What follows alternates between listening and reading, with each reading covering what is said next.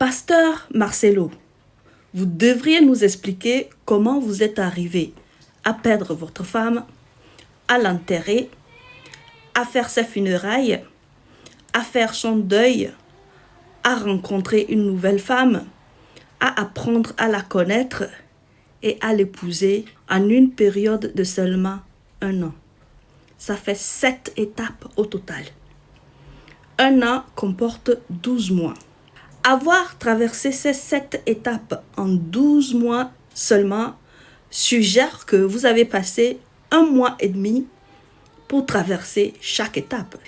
C'est important que vous nous expliquiez comment vous avez fait pour traverser ces 7 étapes aussi rapidement. Pourquoi ceci? Eh bien parce que vous êtes un homme influent. Vous avez beaucoup de l'influence sur beaucoup de personnes. Vous êtes considéré par beaucoup de personnes comme un modèle à suivre. Du coup, vos faits et gestes sont des précédences. Donc, les gens vont faire comme vous.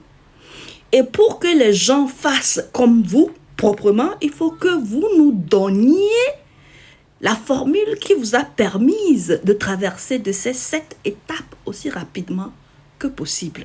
Pasteur Marcelo, j'ai une deuxième question à vous poser. Apparemment, vous avez fait un live hier à 1h du matin pour expliquer aux gens que la raison pour laquelle vous vous êtes remarié si rapidement est que vous ne voulez pas commettre des péchés en couchant avec des femmes en cachette. Alors, ma question est la suivante.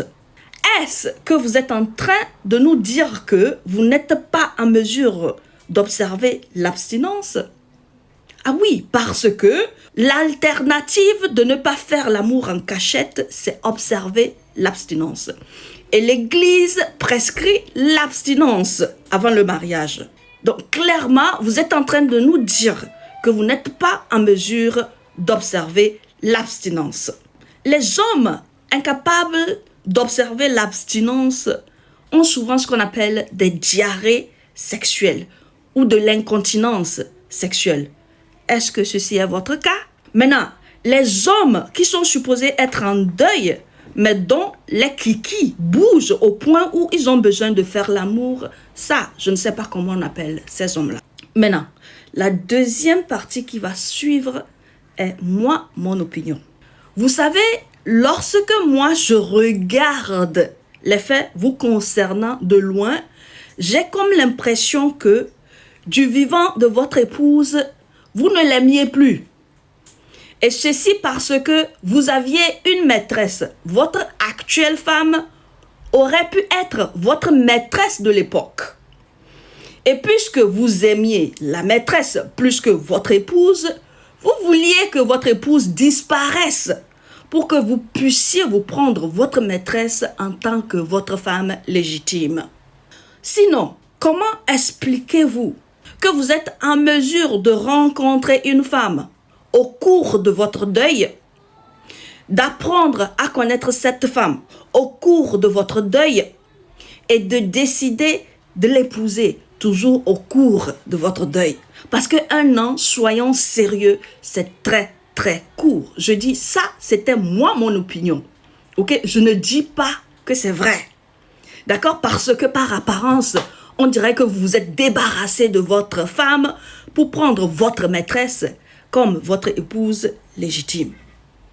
Donc, puisque vous êtes un homme influent, un homme qui est considéré comme un modèle, ce qui est clair, c'est que très bientôt, on va commencer par voir des gens qui perdent leur partenaire et se marient en un temps record d'1 an.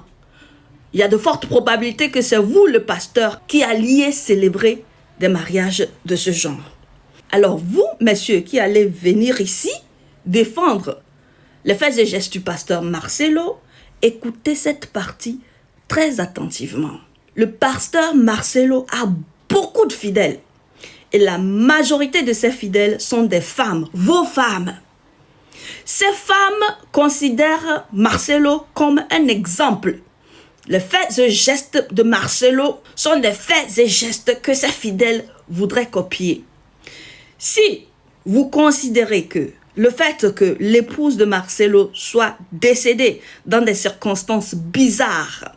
Aucune autopsie n'a été faite. La femme a été enterrée. Les funérailles ont été faites. Marcelo a rencontré une nouvelle femme. Il a épousé cette nouvelle femme dans ces circonstances bizarres. Et vous considérez tous ces faits comme raisonnables et pour cela vous le défendez.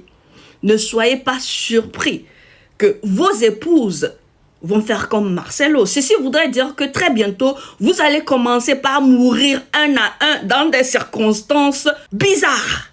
Donc, lorsque vous venez ici défendre Marcelo, mettez-vous en tête que ce que vous défendez va vous arriver. Ça, c'est la loi naturelle. Quand tu défends quelque chose, c'est que tu considères cette chose comme une bonne chose.